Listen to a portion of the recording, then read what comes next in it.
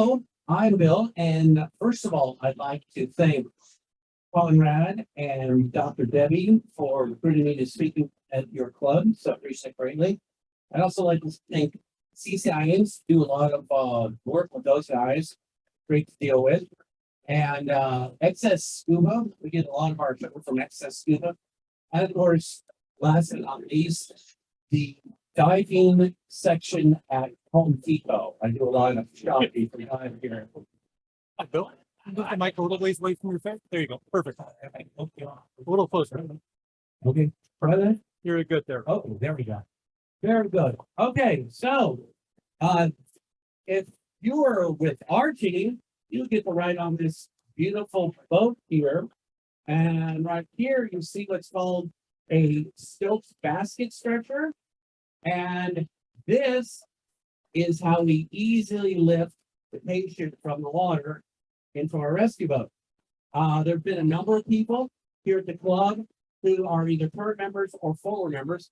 Right there is Gary Williams, and I'm actually hiding behind the boom because of witness protection.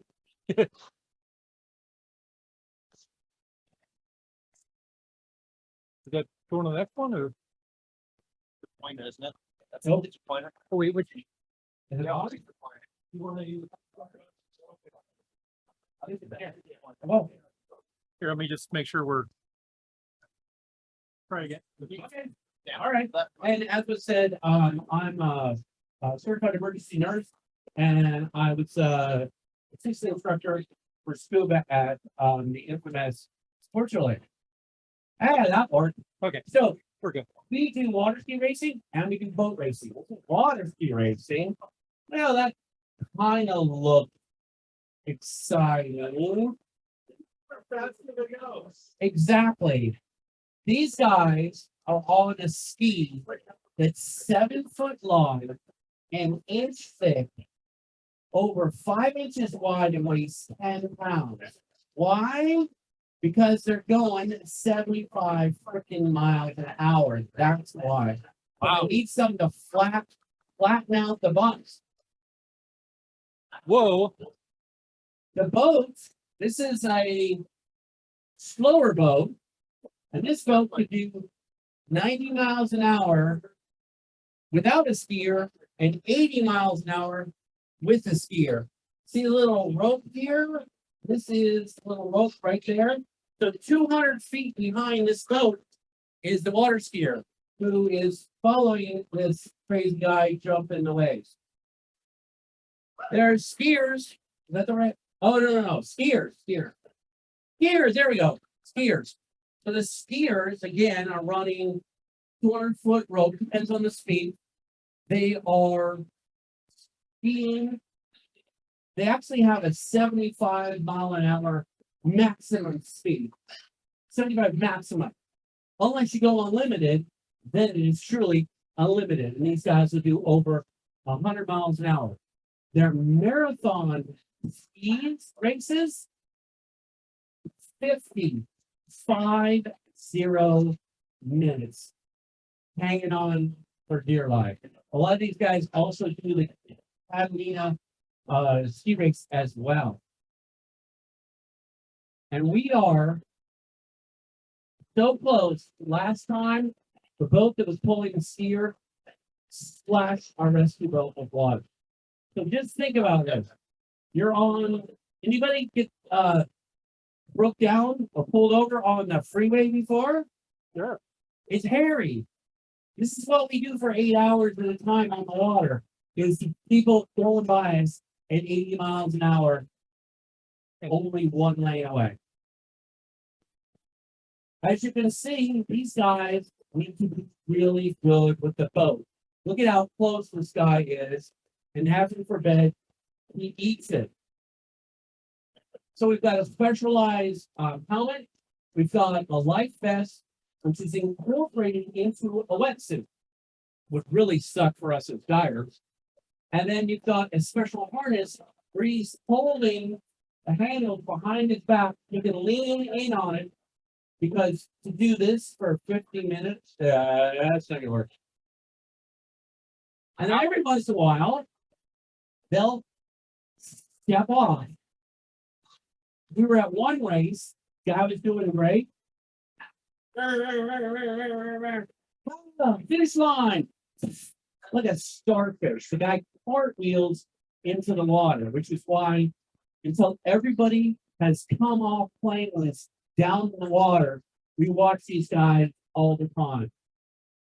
Most of the time when these guys crash, even at high speed, they are hitting the water and getting back up on the ski and finishing the race.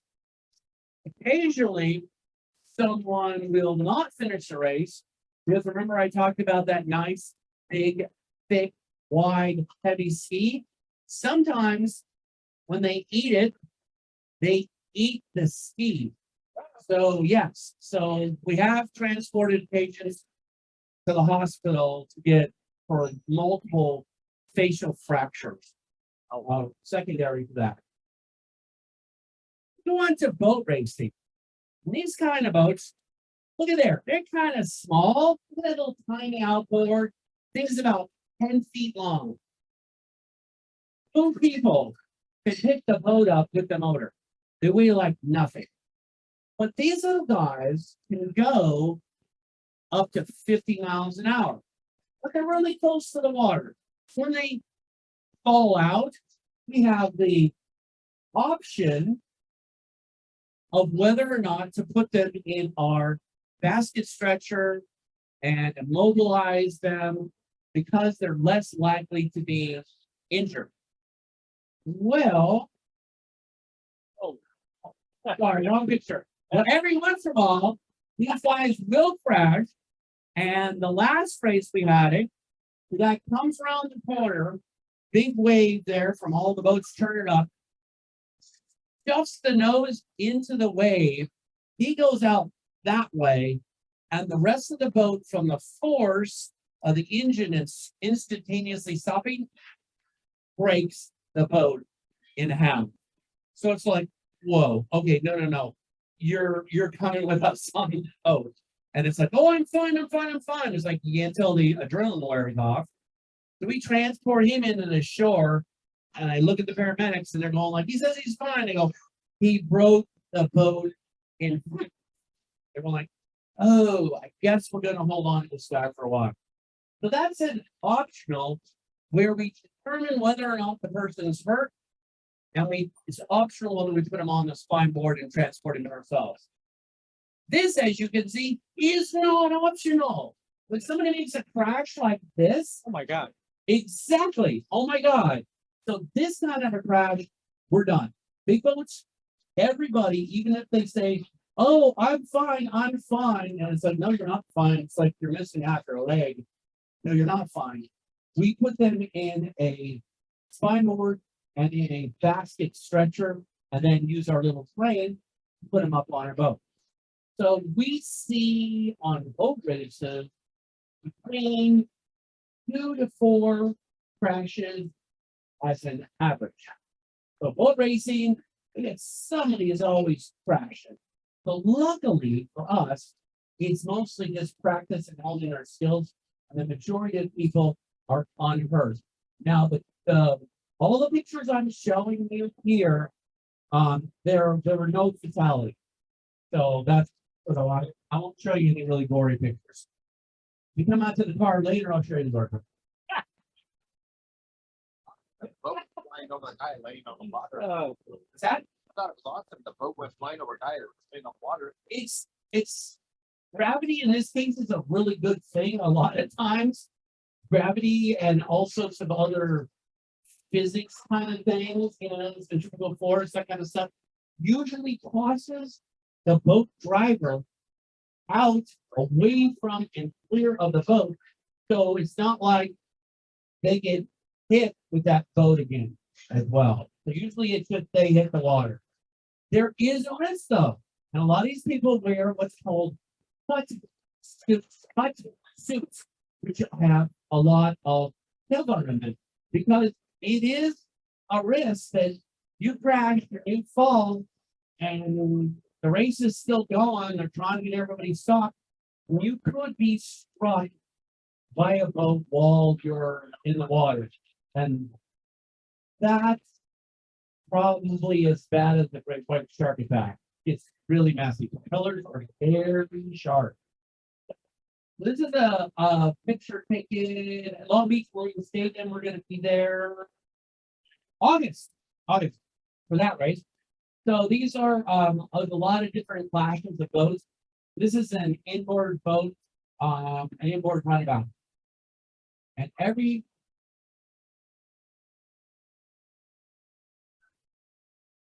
Want me to start that? Did not. let me give it a little loose. Where's your butt? Let's why you see this. But oh my God, what a mess. So as you can see, he's definitely had a bad day. So one of the things that we do is we say, if you can climb back on the boat, you're good. We don't transport you. But this guy, after doing this, he did. He hit the water, and by the time we got there, he climbed onto the bottom of the boat, which is why we use these. No, not to hit the guy with, but to wear. They're nice and short, and I can climb on the bottom of an overturned boat with these, and I can swim the short distance to the crash site after I get dropped off by my rescue boat. And that's why we use these specialized short fins. Russ, did you have a question? Why would you get back on the boat? Look at the number. That's the mark of the. Oh, there you go. There you go. It's He just jumped out. maybe he jumped out. Right, or Satan pulled him out. So I don't know. So that's one of the reasons it's very short. Oh, no. So, and then of course there's more crashes. So on these crashes, we respond to these crashes, and 90% of the time, maybe 95, these guys end up on the surface, which is good for everybody. Every once in a while, though, they don't. So that's when we use the knife. Okay, nice, big, cool knife. I can use this to fry. I can use this to get people's attention, and I can cut things. One of the things that can happen and did happen,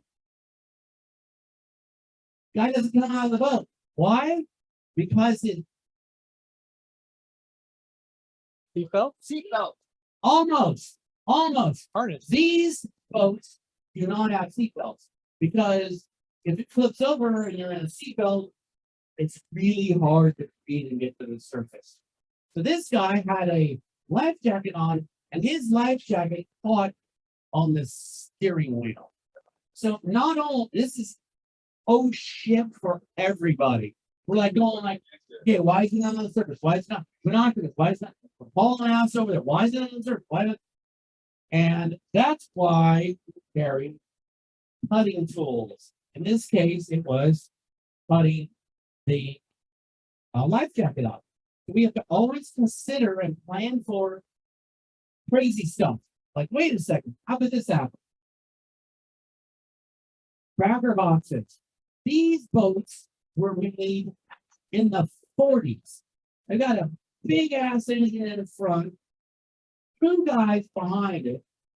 So these and the hull is like motocross. They get as much airtime as motocross riders get.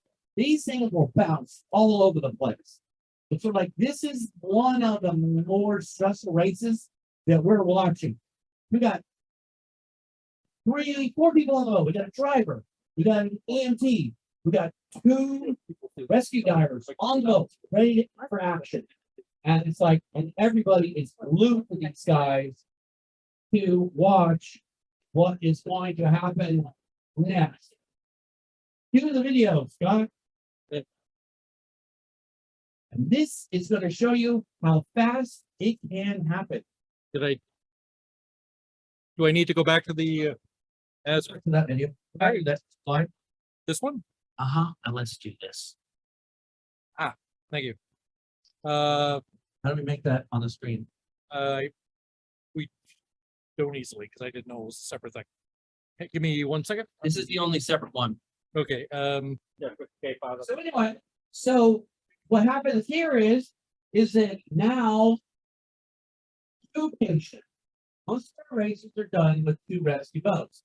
So the first rescue boat on scene, go for it. Yeah, lady. Watch it, make it big. Oh, yeah, one more time. that's how fast these guys are in the water. Let's see it again.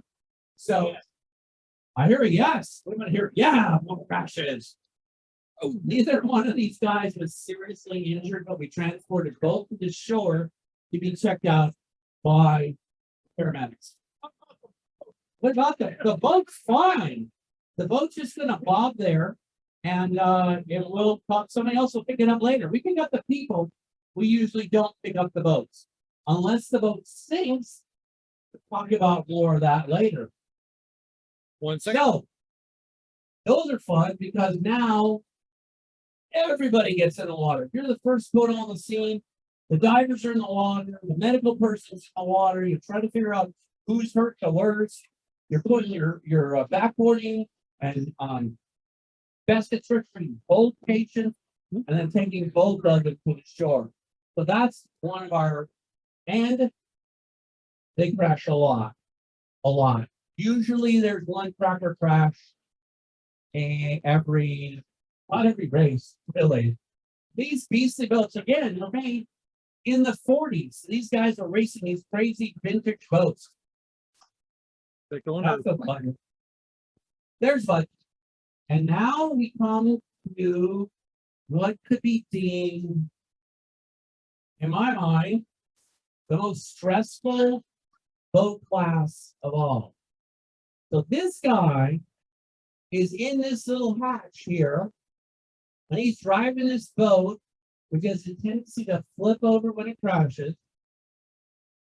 And he's got a 5-point racing harness on to keep him from slamming into the front of the boat when it crashes.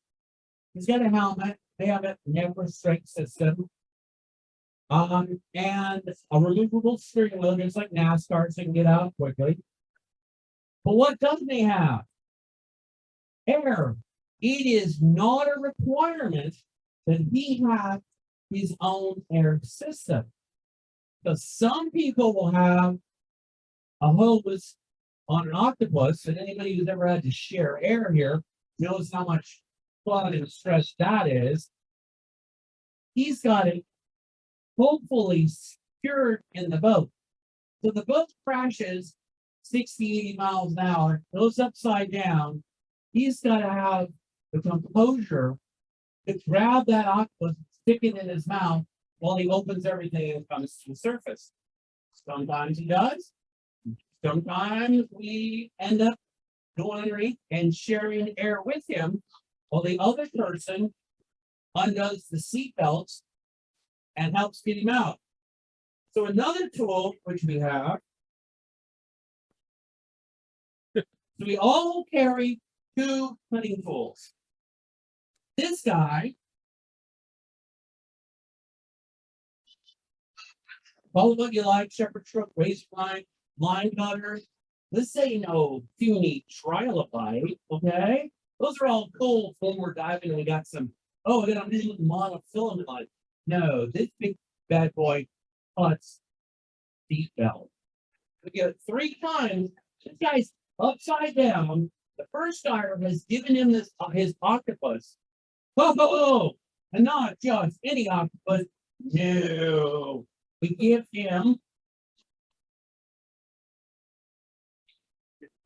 that octopus.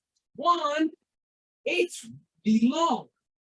2, it is a hockey puck style octopus, and the air comes out on one side. So right side up, upside down, it doesn't matter. The boat driver can breathe a reasonably dry air from underneath there. Because most of these guys are not scuba divers. You're coming to them after a big ass crash, and that's what you end up doing. Did I hit a button? I'm not hitting a button. I'm not. The back, Oh, back, back, sorry, back again. Back, I mean backwards. there. Yeah, right there. Okay. All right. So, question. Time when divers die, Yes. their nose is up. But I'm assuming these people don't have their nose pinched. No, they don't. So reaching just your mouth is quite difficult. Absolutely. So what he said is that he's pointing out the fact that these guys don't have a scuba mask. So they basically have water in their face, water up their nose, and you're giving them a regulator. The key for us is we give the regulator to them at full purge. So that way it is as dry as possible a first breath take. So that's one of the keys for the training of all of my divers. You're coming up to them with that. But you're correct. He's going to be a little bit more scared because when you learn scuba diving, and anybody is leadership here who may agree with me in saying the hardest thing and the times when the patient bolts to the surface the most often is when you're doing the, hey, let's breathe underwater with no mask or a mask that's full of water. And again, these guys have already had the other stressors we just talked about. So we showed this in the person now, the full purge, so that it's nice and dry for them to take their first breath. Peter here is one of my teammates. Thank you, Peter. He may or may not be in one of the videos. I don't remember. But even so, he's got to go on some fun, exciting adventures. So feel free to talk to Peter after the event, after the presentation. So this is looking at with canopy boats. And then this also, Is that not going? this is what can really happen. This is a Formula One boat. It's about 19 feet long. Costs about $100,000, and it's just an outboard. It'll do it'll do 100 to 120 miles an hour. It's fully enclosed. This class of boats, they require you to have your own air. These guys are running, hopefully not 14. Most of them are running 30 cubic foot bottles outside with a helmet that has a air mask in it. Basically, it's an air mask with an Aqualung micro attached to the side of it.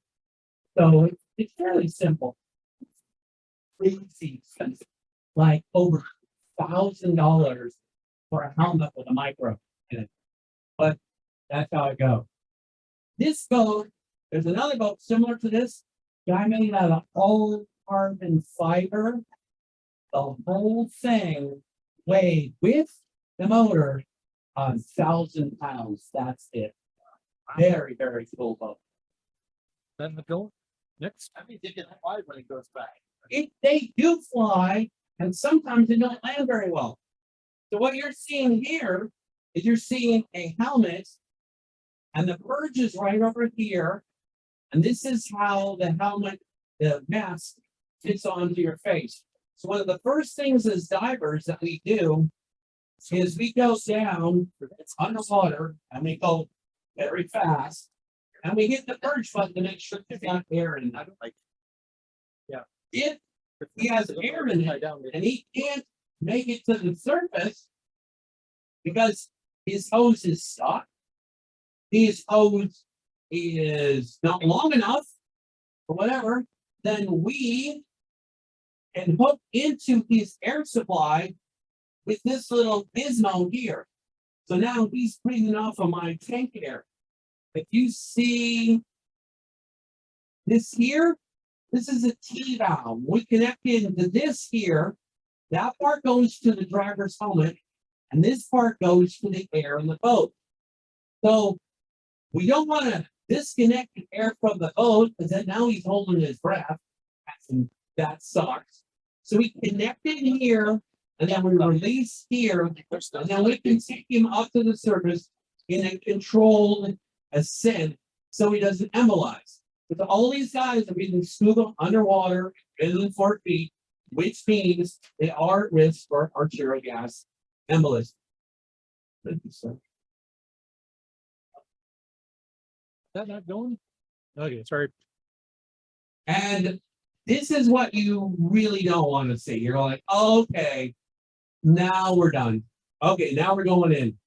So this one right here has instead of a canopy that folds forward, it has a hatch. And when this goes underwater, if you know anything about like cars going underwater, you have to sort of wait for them to completely flood before you can open the door. Well, there's the pressure differential, and sometimes these guys can't get out and open the hatch because of the pressure. We have a tool. All right. So we jam this thing in there and pry it down. In fact, Mr. Dan Eisenweiss here, also wearing the beautiful colored, blue colored hat, he comes up to the surface, and we already had this planned, and he yells crowbar. And it's like, okay. So he gets our little crowbar and he starts prying away and was able to get the guy out and get him to the surface safely. It's one of the many tools we have to play around with this stuff. A little. We did get a little complaints about some Not as much as that. some paint chipping. Yeah, and that's kind of one of the things we said. It's sort of like that. We're trying to chip the boat more than the paint that we chipped off when we tried the hatch open. Is that not working? Oh, they go. And there are hydroplanes. And hydroplanes, Russ was talking about flying. Well, this is flying, but this is not going to be a good landing. It only has one, you just can't see it. So what you're doing here is you're seeing, this is a vertical stabilizer, this is a horizontal stabilizer, and the other vertical stabilizer is in the rooster tail. This boat, just its style, it only has one. No, actually it's got two. Again, this is hidden by wash. These guys, we do a race in Mission Bay every year. They're way at the front of that? Yeah. Where's the Yeah. pilot? The pilot is right here. We do these races in San Diego every year. These guys will do, they have turbine engines over 1,500 horsepower out of a helicopter that apparently didn't need the engine anymore. Shove them in these boats, and they go. The last race we saw at Mission Bay, 160 miles an hour. So when this guy crashes, it's going to be a mess. Again, council boat, so we got to be able to pry a hatch. We may have to give the person air, and we're going to be underneath the boat. This boat's like 30 feet wide, they're very wide. So now you're going to be in technically an overhead environment, and you may be halfway in the capsule. So technically you're in wreck penetration. So we're like a little bit of everything when we're there. Okay. Slide. And then of course, these are offshore boats. Now, offshore boats, they're big and they're cool. And you can remember Miami Vice, you can remember all the boys like Kurt Russell out there racing and stuff like that. These offshore boats are large, usually 30 to 50 feet. There's lots of different classes. And this boat was lucky because right here, there's a hatch where they can get out of the boat. A lot of the really good offshore safety teams use helicopters. This guy's in a wetsuit, as you can see. And what you'll do is you'll do a rapid response jump out of the helicopter about 20 feet above the wreck site and go underneath the boat. Talk about, this is probably the hairiest as a diver. One, you're in the open ocean. There's currents, there's waves. You got reduced visibility, overhead environment. You're going to be underneath it. And this one, you're going to do true wreck penetration. You're going to have to open the hatch up and you're going to have to climb inside. And there's 2 people in this thing. You're going to have to go in, release the seatbelt or cut it. Usually you give the guy air first. Give air first, and then you're going to have to pull him out upside down out of the cockpit. So that is the most intense stuff. Like, Sorry. It's not working. and then just more pictures of some offshore boats. And this is the crazy way that these people drive these boats. Let's go ahead and do another slide for me. Okay. Okay, click the buttons. Yeah, Let's see if we can. You might have to go to just regular presentation. Oh, there we go.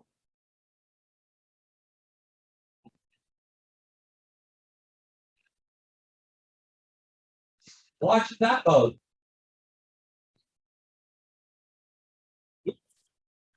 Ooh. But he couldn't have planned that thing better. So now you're gonna see, watch the boat closely. You're gonna see it sort of roll back and forth, or sometimes they call it chine walking. And then it rolls over, and you're gonna see the people come out in just a minute. So watch right about there. About there. And there's the first guy. Woo, woo, woo. He's on the inland side of the boat. And then you should see another guy come out. There's the boat, there's the guy, there's the other guy. And he's on the opposite side of the boat. The boat gets done, it rights itself, it never truly crashes. And this is Havasu Lake. And we haul ass over there with the rescue boats, drop our divers in. These guys are laughing their asses off, saying, hey, let's do that again. So we ignored them and we put them in the basket. We took them and said, no, let's watch you guys for 15 minutes. Because we have had people collapse in the pits when they said they're perfectly okay. Hello.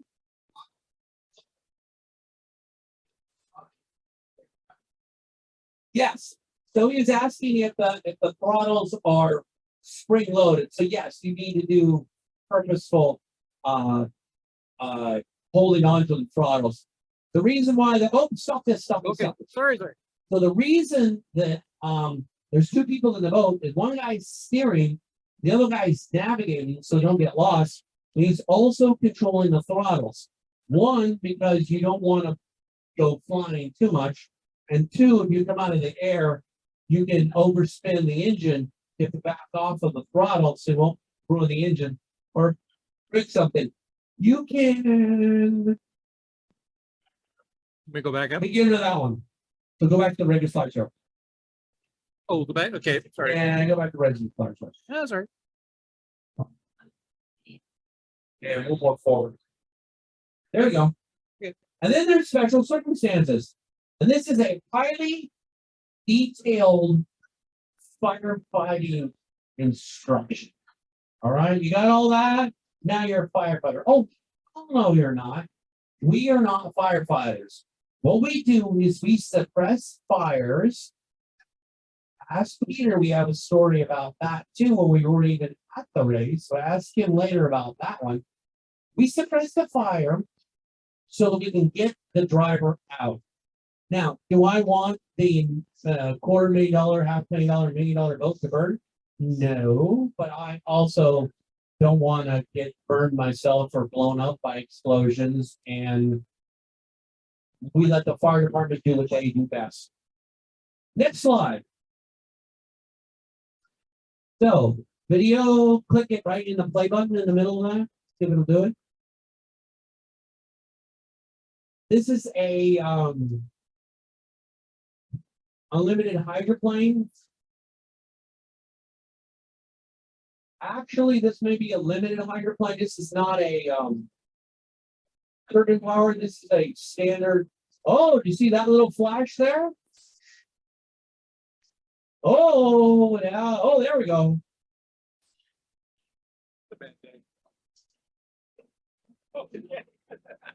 Notice the guy was pretty nonchalant until the explosion. That kind of gets your attention right away. So this was a standard automotive engine adapted for hydroplane. You kill the video now. Okay. So that's why we carry fire extinguishers. We had another guy at another race, and there's another reason. Because it's like, oh shoot. So we've had other incidences where all of a sudden we're watching the boat, and the guy jumps out. He's doing like 60, and he jumps out of the boat. We're like, what? Binoculars? I don't see anything. I don't see anything. Methanol burns with a clear flame. That's why we couldn't see anything. Finally, his boat, the fiberglass and the rubber and everything else is on the boat, that catches fire. So now we see smoke. We're like, okay, well, we got some fire extinguishers if we can save the boat. Let's go over there. Then one guy over to check the guy who jumped out at 60 miles an hour because he still could have gotten hurt. He said, our boat over there, and it's worse. It's summertime. There's a fire. And there is at least 3 miles of dried out brown weeds on the California side that doesn't have a fire department. And the burning boat is being driven by the wind toward the reef. So luckily we were not on CNN that weekend because we were able to put the fire right on the boat so we didn't have a brush fire, which would have been not too good. Not good. Next slide.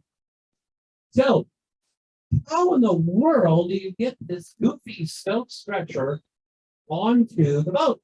Well, you've got the easy way where you've got a boom, call it a davit, call it what you will, with a winch and a steel cable, and we can pluck the basket stretcher straight up, swing it in, put it in our boat. Super easy. But some of our boats don't have that, or we've always had to think what happens if the winch fails. We always are thinking of contingencies. And this is the contingency where one person stays with the patient at all times, and the other two mainly drag him above. Because you can imagine, it's hard to see, but this guy should be strapped in. Can you imagine if something happens and you drop the patient and he's strapped in and goes face down? He's going to hit you. So that's why we always leave a diver in the water in case that would happen, and we have to emergently release the straps. The next one.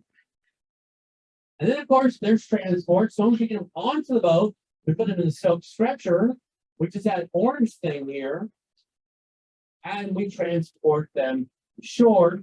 We give report, we turn them over to the paramedics, and then assist as necessary. You yet to have to go to the hospital with the paramedics, but we have had to extend the amount of assisting the paramedics treating the patient on shore. You were part of that rescue. There we go. All right. What happened that you had to put out before? Never mind. Never mind. So what happened is this is a water ski race. So imagine yourself, you're going along, and you're doing, and you hit an inflatable orca at 80 miles an hour. It's not going to look pretty. So we were removing the debris from the race course. You're gonna be okay. That was our only rescue that week was the orca rescue. So we're branching out. Next slide. So it's not all done.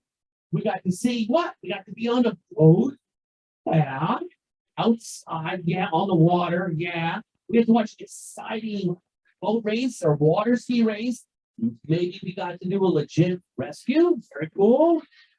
Now, not over because maybe when this crash happened, the boat got sunk. So then we have to do a salvage.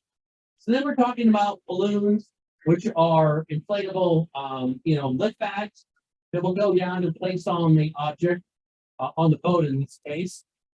But one of the boats, Dan, were you on that one? The two-piece boat? The two-piece boat. So Dan was on the two-piece boat, and Dan comes back to the surface after doing a recon to establish how we get the boat up. And he says, I need these. All right. This is not a ring cutter. No. This cuts tubing. This cuts steel cable. So the boat's in two pieces, and we can't bring both pieces up at the same time.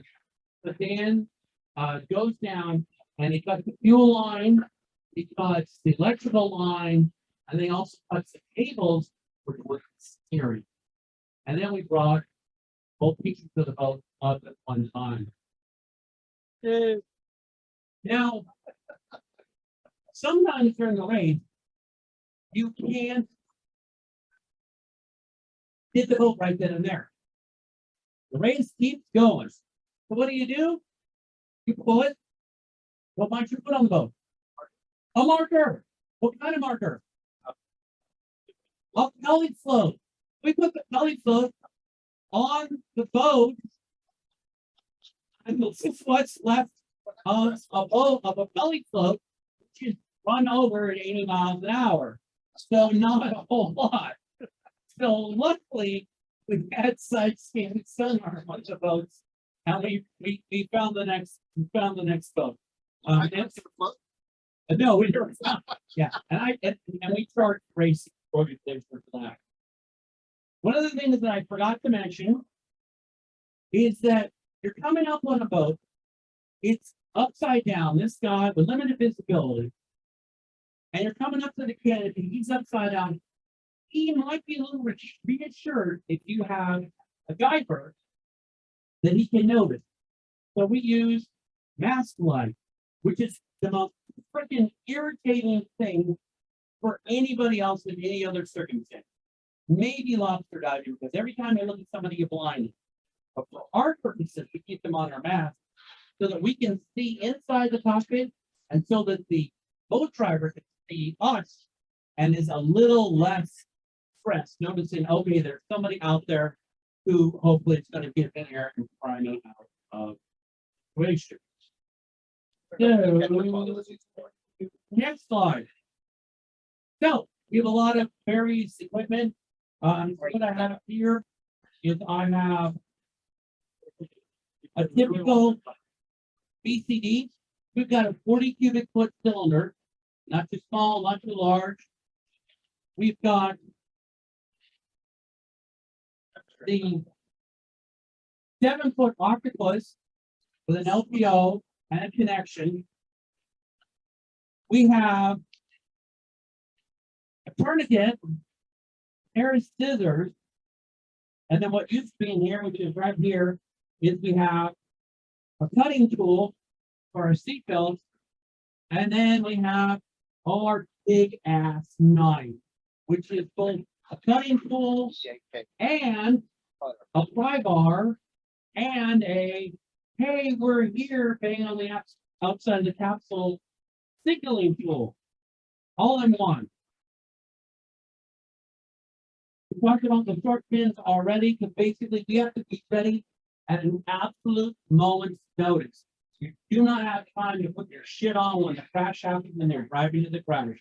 These stay on our feet the whole time with shoes or boots, but they're pretty large. These are the shredder SNR pins, not to be confused with the aqualung shredder pins, which are good pins. Those are what you wear when you're doing pool and fitness. There's another slide. Oh my God, there's another slide. A video. How in the world do you ever learn how to get somebody out of a capsule? Well, what we do is we put every one of our team members in this lovely little capsule. It ha- All teams. Small team. So the steering wheel is removable, and the 5-foot harness in here. And what happens is you roll you into the pool and you're holding your breath. And then you're waiting for somebody like Peter to perhaps give you air. And then maybe you're waiting for Scott to come and release the harnesses and the steering wheel so you can get out. To be simulating holding unconscious person. So you are upside down, trapped in, holding your breath, waiting for one of these guys to come give you air. And I'm telling you, I've, over 1,000 dives, decades of diving. When you first do this, it's exhilarating. Let's just put it that way. So all the boat drivers have to go through this every 2 years if they run a canopy boat. And then we send all of our people in and we take turns educating and providing air so that we can know how to get the patient out. Is there a video? There's a video. Okay, we gotta play the video. Play the video. Oh, wait, just a second. Yeah, Just a moment. you can play the video. I'm trying to play the video. Play the video. Oh, the video. There we go. Here. Okay. And a big thanks to Bob and Linda for letting us use their pool to do this training in. Thanks, But Bob. the first thing is we make sure everybody knows how to pull the steering wheel off. And so that we know how to take the seatbelts off. So we've got a couple of former and current members of SOCDC. You can you see that the was sorted a tiny bit? Okay. Try it. Just a- yeah, sorry. Go to About here? here Okay, go in there. and over here. There we go. There we go. And this is the fun part. Anyways, never It these is again. Stay underwater. You're drowning now. Now these poles, I mean, these two, my craft diving are hoping, to get the first air and water. No, air and extrication. So let's go. and touch Got all the water they needed. Here we want to jump around or? and jump in. Let's try scrolling in here. Okay. I'm losing my place. 1 second.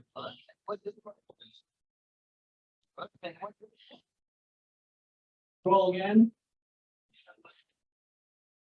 This is what it looks like underwater.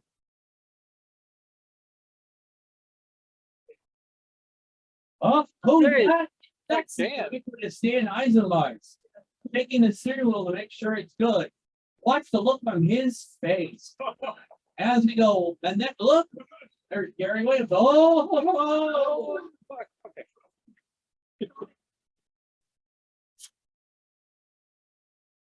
and you can do this. I won't charge you anything for it. And you get to go on this little fun ride. Having a good time. Oh, it was. It was. But he's practicing extricating himself. And going, he can self-rescue. He was supposed to stay in the capsule, but he didn't follow directions. You go ahead, you go ahead and kill it. Okay. I'm sitting here right now. Exactly. Yeah, that's the end scene right there. Anyway, so that's the part of our training that we do. On there. Just a second. And when we get done with that, we'll go to the next slide. We will in just a moment.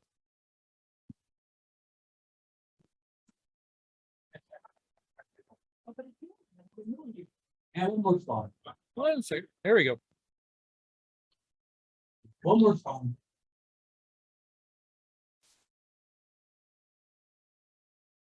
Another slide. We gotta just click again. There we go. This is our typical rescue level. We got a driver, we got a medic, we got 2 divers on board. we've already talked about, this is what's called a stokes or basket structure. And this is a, backboard, that we put the patients on. And we spend about 4 hours at a time on the boat, have a lunch break, and then between times we're allowed, if there's no racing going on during the break, we jump in the water and go off. We're pretty much wearing 3mm wrist to ankle wetsuit. Or 3mm thick. But what we're doing is we're wearing them for protection. Because there's sharp stuff, hot stuff, and heavy stuff at the races. But this reduces your risk of injury. Next slide. I don't know, it was the, Next slide. right, okay, Sorry, dude. Oh, no, not that one. not that one, okay, That one. One more. There's one more. probably. Yeah, there's one more. Okay. So, anyway, if this sounds even remotely interesting to you, Oh, too far. okay. If this sounds remotely interesting to you, and you know of anybody who's an EMT or an advanced diver, either by certification or experience, let it know. There's some flyers up here. Give me a call. Boat drivers too, right? Boat drivers too, right? Give me a email at that email address. Give me a phone call, and that's how you get in touch with us. And we do provide free training. There's a hand in the back of the question. Yeah.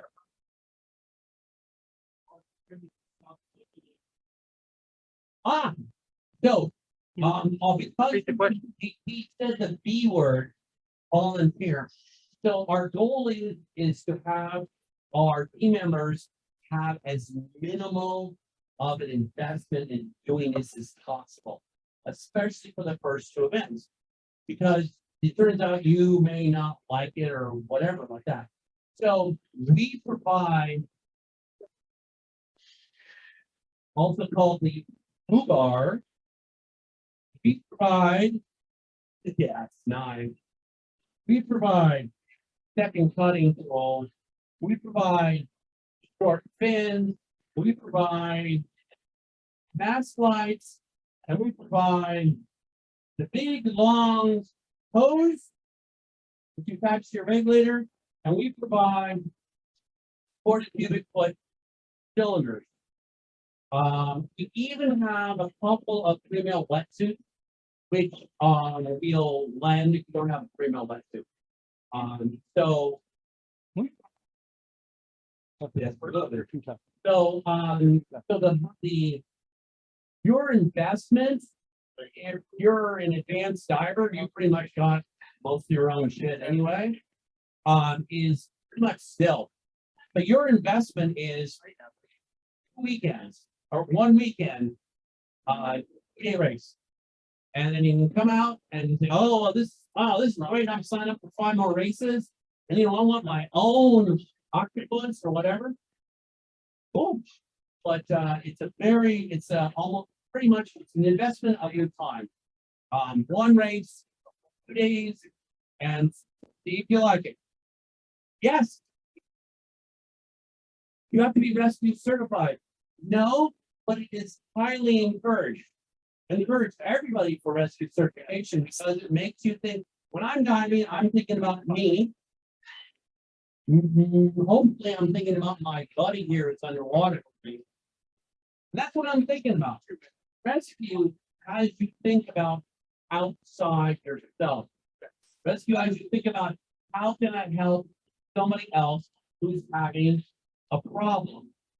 And that's the cool thing about this. It's rewarding. You have the opportunity to save someone's life with the opportunity to decrease the length of time they're going to spend in the hospital, to minimize injuries they've got from the race. So you've got a reward factor. We already talked about, hey, I'm on a flipping boat out in the sun, hanging out, having a good time at the lake. That's kind of fun. Best seats in the house. Best seats in the house for a race. You can't get any closer unless you're in the race boat. So you got all that. And stories. He's gonna tell you a story later. Oh my God, stories. It's like there's always something out there at the race. Hey, Bill. Oh. Aha. Oh, Right. like a credit. You could have one of these lovely hats or a boonie hat. A sticker that you could apply on your tank. And a lovely shirt or show them your shirt, stand up on the chair, stand up and show them your shirt. Look at that. Ooh.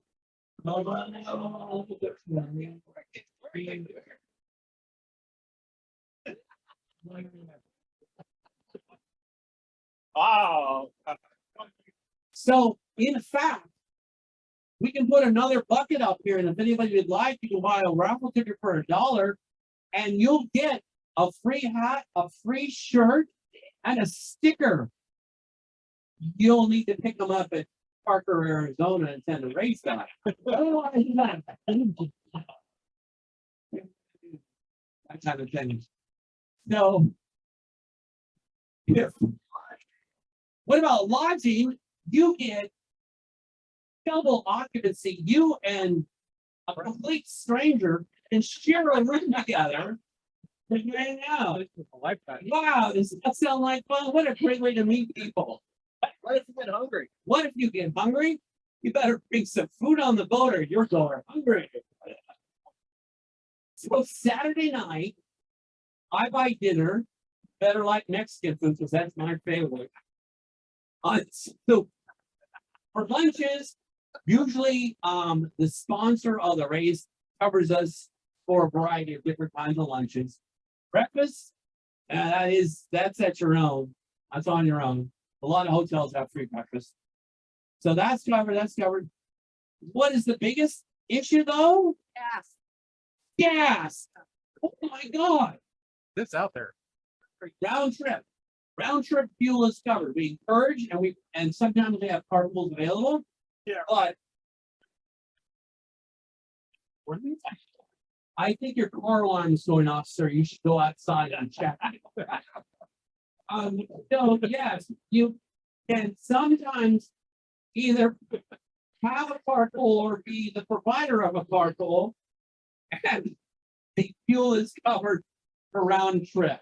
So the goal is that you're out there, you're having fun, you're getting a chance to use some of your skills, getting the opportunity to see an incredibly fun event, maybe save somebody's life. What? You heard the pay rate. And so what do we got so far? We got round free lodging, round trip fuel, free breakfast, free lunch. No, right. What depends. Breakfast is so-so. Great seat for the race. Great for the race. You get All the water you can drink. you get dinner and all the water you can drink. And nobody jump up from their seats.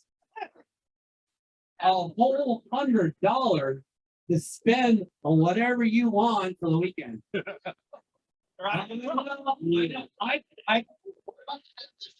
hat and the shirt, we already talked about that. Were you not paying it? I'm so poor I can't pay it. And again, if you're on the boat and you finish the race and you still want to race with us, and we don't think you're either incompetent or a dick, then you get to come back and race with us again, and then you get this shirt and the hat and the hat. But we do have some standards, okay? Hello. Oh, yeah. All right, so I'm gonna go sit down. Feel free, you can talk to Peter, you can talk to Bob Wild. Bob Wild was on the team, he had some fun out there. Talk to Scott, talk to Dan, he's wearing this funny hat over here. And anyway, we'll give you more information. I have cards and I have flyers up here. And a huge thanks to Dr. Debbie for recruiting me and for Conrad for letting me speak. And we have one more question.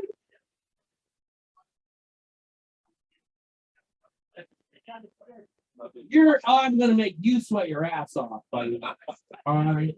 So no, in between races, you can absolutely jump in the water and cool off and take care of whatever business you want to take care of in the water. Maybe you like eating your sandwich in the water or something. I don't know. But yes, there are opportunities to cool off. Lots of prop checks. Yeah. Well,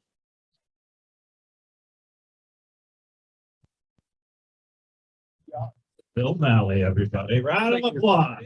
oh, I'm okay. No, not perhaps. Oh, Thomas remembered what he forgot. here we go.